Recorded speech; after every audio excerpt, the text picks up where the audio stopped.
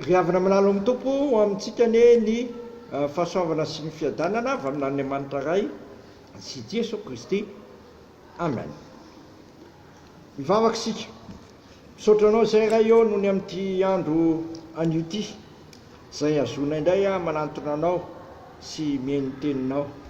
Dia omany ny foam-pananay tompo mba ho tany lonaka andray tsara ny teninao dia hamoja toerany ny teninao ampandrosanay ao amin'ny fahalalana tsaranao ary hanananay finoana anao Kristy ilay manao fanavotana ho anay manakariva. Dia mitenenina anao Jesosy fa mangety eto anao ny fivonay amin'ny anaranao ny naovanay izany oka aminay rehetra ny fahafianoan'ny fananao masina. Amen. Ny anjara mofinaina ho antsika amin'ity andro alakamisy 9 aprily ity ry havana dia ny Galatianina 3:7-10 ka hatramin'ny 4:12. Galatianina 3:7-10 ka hatramin'ny 4:12 vaky toy izao zany amin'ny anaran'i Jesosy fa izay rehetra amin'ny asan'ny lalàna dia omban'ny fanozonana fa voasoratra hoe vohozina izay rehetra tsy maritra mankatony zavatra rehetra voasoratra ao amin'ny bokin'ny lalàna. Ary hita marimarina fa amin'ny lalàna dia tsy misy olona hamarinina eo anatrehan'Andriamanitra fa ny marina amin'ny finoana no velona. Ary ny lalàna dia tsy araka ny finoana fa izay mahatandrana izany no velona aminy. Kristy nanavitra anay tamin'ny ozy ny lalàna satria tonga vohozina monjy anay izy fa voasoratra hoe vohozina izay rehetra miantona amin'ny hazo mba ho tonga amin'ny jetilisa ny fitahinan'i Abrahama ao amin'ny Kristy Jesosy ary mba raisitsika amin'ny finoana ny teny fikasana ny amin'ny fanahy. Ray masonao manamasinanay amin'ny fahamarinana ny teninao ny fahamarinana. Amen. Ry havana, iraha malala ny tsy azontsika mankatony lalàna. Raha zavatra iainantsika amin'izao fotoana izao dia tena hitapoky hitam-pirenena ny tsy fanajany olona ny lalàna. Lalàna sy fepetra tsotra moa napetraka ny fitondrana hita amin'ny tany sy firenena hoe mamanao vakazo-bosy ajaony ny elanelana manasa tanana nga moa misy manaraka an'izany vokany mitombo eo ny marary misy mitsy aza ny maty. Eo natrehan'izany rehetra izany dia tsisy ninona azo atao afa-tsy ny ozina ateraky ny lalàna no miatra amiko sy miatra aminao ary miatra amintsika rehetra. Soa ihany fa tsy ny ozina no teny farany atao amin'ny soratra masina fa misy koa ny famonjena sy fanafahana izay ambaran'ny soratra masina eto satria Jesosy Kristy no lazaina fa nanavitra tamin'ny ozin'ny lalàna ary tonga vohozina mihitsy izy hamonjy eto amin'ity 19 ity. Ry havana, mampitodika atsika ny vokatry ny faratsitsika akao amin'i Jesosy Kristy. Jesosy Kristy rahateo dia voalaza fa mpamonjy ny olona hanafaka amin'ny olona amin'ny faratsiany rehetra.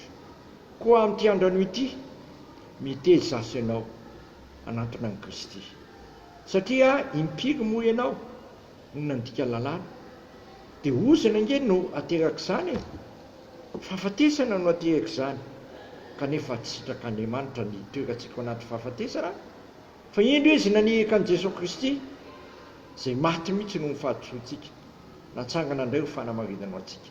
Raha mino izany zasy ianao ka matoky izany tenin'Andriamanitra izany dia afaka amin'ny ozin'ny lalàna. Jesosy Kristy rahateo efa vonona hamonjy antsika sy vohozina hamonjy sy hamonjy anao. Koa amin'ity andro anio ity aza misalasala manantona an'i Jesosy ianao. Jesosy rahateo tia hanantona antsika ary tia hitoetra ao anatintsika satria indro izy mandondona eo mboravara amin'ny fontsika. Raha misy mihaino ny feony dia hiditra ao aminy aho izy ka hitoetra ao aminy ary izy ao amiko. Ary tonga amin'ny Kristy ianao dia izao nambaran'ny Paoly apôstôly hoe raha misy olona ao amin'ny Kristy dia olom-baovao izy efa lasa ny zavatra taloha indro tonga vaovao ireo.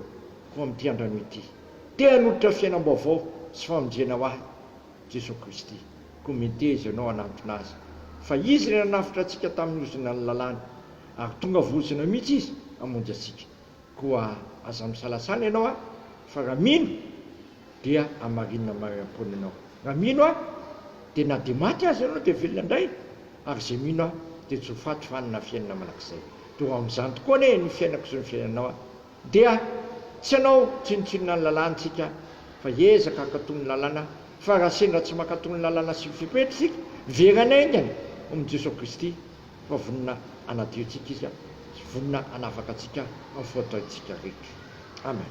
Sotranao zay raha eo fa tsy avelanao tapidalakale zay fa manorina fanavotana anay ianao amin'ny alalan'ny zanakao ataovy manaiky izany fanorenana ny fanavotana ao anay izany zay amin'ny fanatona anay amin'ilay zanakao sy fanambaranay indray famonjena vitany zanakao dia aza velony salasala intsony zay tompo ataovy mino an'izany ary ampianahako izay mba tsy hanao tsinotsinona ny lalàna fa raha manao tsinotsinona izany zay dia mitera-doza ao anay izany sy mitondra fahafatesana ao anay mihitsy soa ihany ianao fa vonina nafaka anay a amin'ny faotany rehetra avonina navitra anay a ho ana fiainatsika ka nanangana anay indray a ho tonga olom-baovao a amin'ny Kristy dia mba tanterao aminay zany a sy ny firenenay tompo mba ho laony ny valana retina ary anjaka eto aminay a ny fanajana ny lalàna velona sy ny fipetra rehetra ara-pahasalamana dia sitrakay ny ary hivavaka hoe rahanay izay ny an-danitra mamasina ny anaranao ho tonga ny fanjakanao atao anay ny sitraponao ety an-tany tahaka ny an-danitra mino an'iny ny anina sahazo anay ary mamela ny elokay tahaka ny amelana izay meloka taminay aiza mitondra anay amin'ny fakapanahy fa manafahanay amin'ny ratsy fanao amin'ny fanjakana sy ny hery ary voninahitra manak'izay amen. Tanterahany tompo amintsika anie zotrotran'izao ary ny fiadalan'Andriamanitra izay mihoatra no fahalalana rehetra hiaro ny fonareo sy ny hevitrareo amin'ny Kristy Jesosy matoko izay ny antso anareo a sady izy ihany nanefa izany a izy anie no hanafaka antsika amin'ny ozon'ny lalàna sy izy rahateo a efa vonina amonjy antsika satria vozona izy amonjy asy amonjy anao voninahitra anio an'Andriamanitra rery ihany a amin'ny anaran'ny Ray sy ny Zanaka ary ny fanahy masina amen.